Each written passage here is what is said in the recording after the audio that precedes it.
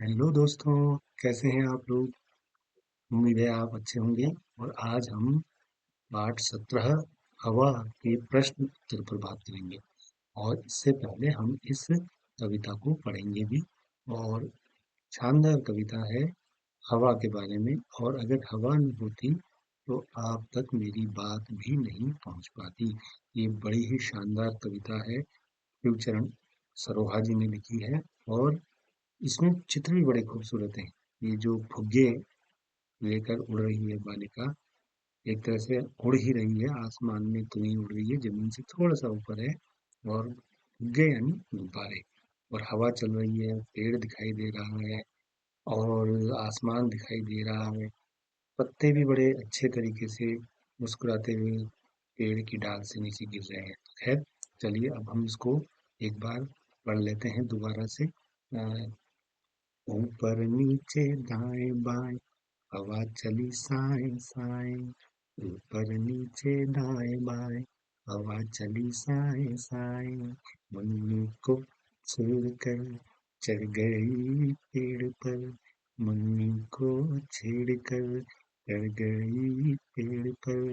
हाथ नहीं आऊंगी, दूर मैं उड़ जाऊंगी।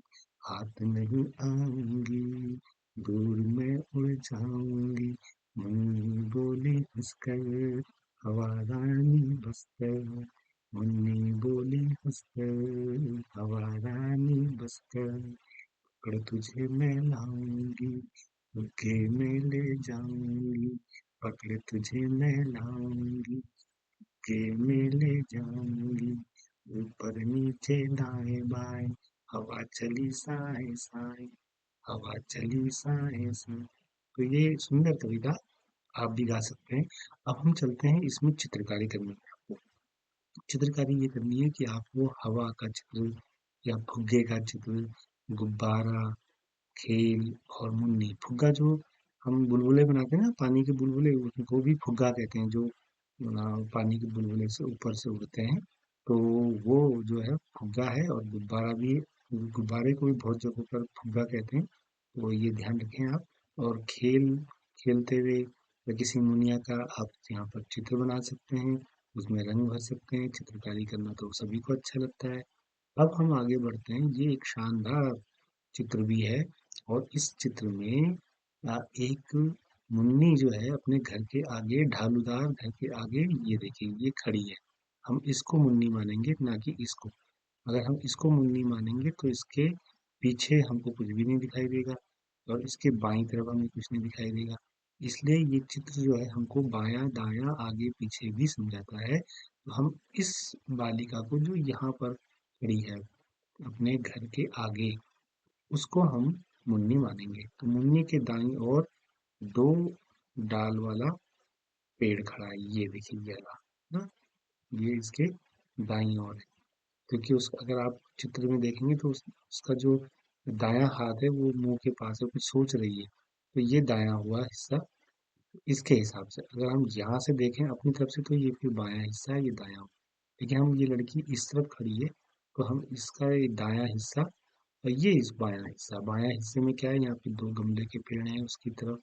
उसकी बाईं तरफ पेड़ है याला, पेड़ में एक झूला टंगा है। ये इसका बायां हिस्सा हुआ मुन्नी का, यानी मुन्नी का। और मुन्नी के आगे यानी इधर ये देखो, उसके दादा दादी बैठे हैं पलंग पर या खाट पर, या वहाँ पे बेंच है, कुछ भी मान लीजिए। और उसके आगे यहाँ तालाब है, उसके आगे ये बच्चे भी हैं। और मुन्नी के ठीक पीछे ढालूदार छत। ये देखिए इसे ढालूदार छत कहते हैं। सपाट नहीं है, मैदान की तरह सपाट नहीं है, बल्कि ढालूदार छत है। तो ये इसके मुन्नी के ठीक पीछे है, घर है उसके पीछे। और ये चार दीवारी भी मान सकते हैं उसके पीछे हम। और अगर इस तरफ देखें तो यहाँ पीछे कुछ घर भी दिखाई दे रहा है। तो ये आगे पीछे ऊपर नीचे का हिसाब देखने के लिए, उसके कंसेप्ट को समझने के लिए बहुत शानदार एक्टिविटी है। इसे आप गौर से देखेंगे। और इसके बाद ये एक और गतिविधि है कि इसमें घोड़े को जो है हमने यहाँ से या यूं यूं यूं यूं यूं यूं करके यहाँ पहुंचाना है। लेकिन ध्यान रहे, वो अपने पैर सिर्फ ओ की मात्रा पे रखेगा औ की मात्रा पे प पे नहीं रखिएगा, तो यहाँ से ओ, फिर ये ओ, फिर ये ओ, फिर ये ओ, फिर ये ओ, फिर ऐसे करके यूं बढ़ेगा। तो हमने आपकी सुविधा के लिए ये एक्सरसाइज यहाँ पे कर दी है। तो इसको आप देख सकते हैं, ये यहाँ से ओ ओ टापे का यूं यूं यूं यूं यूं यूं करके यहाँ पहुंच जाएगा जंगल में। ये एक्टिविटी है। तो बच्चों ये गतिविधि आपको करनी है, और बहुत रंग बिरंगे चित्र आपकी किताब में है। अभी के लिए इतना ही, धन्यवाद बेटा। और अगर आपको ये वीडियो अच्छी लगी तो लाइक कीजिएगा और सब्सक्राइब भी कीजिएगा, और आगे मिलते हैं नए वीडियो के साथ। और हाँ, ये हमने हवा को गाकर एक अलग से वीडियो बनाई है, उसको भी आप देखिएगा। थैंक यू बच्चों, फिर मिलते हैं।